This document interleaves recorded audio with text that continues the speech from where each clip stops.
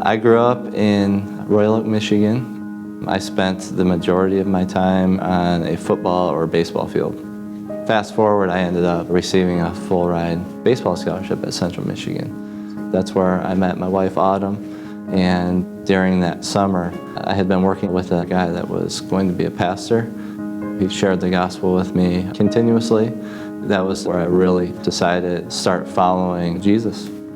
My father was a police officer for 28 years, and it was really something that I wanted to do. So after I graduated from Central Michigan, I basically took a map and I said, I'd like to live there, I'd like to live there, I'd like to live there. And I applied to police departments in all the different areas. I flew out to Phoenix and had my background interview, and it was a bright sunny day, and there was a rainbow over the top of the police station. So I might be a little slow, but I can usually read a neon sign, so I knew that this was probably going to be the place where God had in store. I was #1 recruit in the whole state of Arizona, and so that really started my career off on a positive note. I moved from Mountain View to Rapid Deployment Unit to our SWAT team. From there, our Homeland Defense Bureau promoted to sergeant, and I just promoted to lieutenant. And that's been the past 15 years in a nutshell. I think it really hit me after the first month what I had actually gotten into.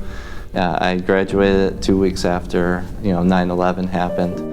We were out on Thanksgiving. I went to the first call.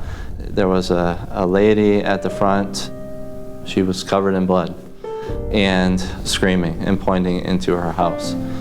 We ended up coming upon a little boy. He was 9 years old.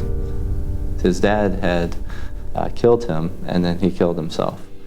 For the rest of my shift, my responsibility was to be with the mom and to provide comfort to her. She needed it that night. I ended up going to the funeral for her son. It meant a lot to her. And I just don't think people realize just the amount of comfort that we provide people in their darkest hour. I love helping people. I also just really enjoy the camaraderie law enforcement brings. It's become a little bit more difficult, everything that has been happening in our country. My kids are asking tough questions now. Dad, are you going to get shot when you go to work? Do I have complete control over that? No, I don't think so. God's got the day and time that I'm going to go home to him, but I do everything within my power to do this job safely and correctly, to treat people right, because they're somebody's daughter or son. They could be somebody's mother or father. When I come home from work, it's like a mob. The kids come running and just stop me in my tracks. I mean, that's the best part for any parent, is when their kids come running out to them.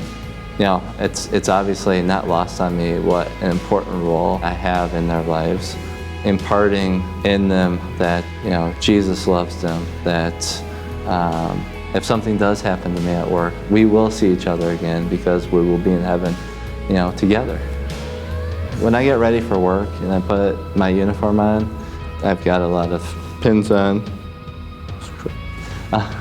Everything on my uniform that I wear, it means something to me. I think of my dad, the lessons that he taught me, the way to treat people.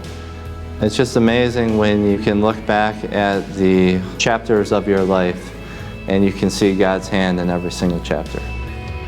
No, I'm just extremely thankful for my wife, Autumn, my children. They're just amazing for this job.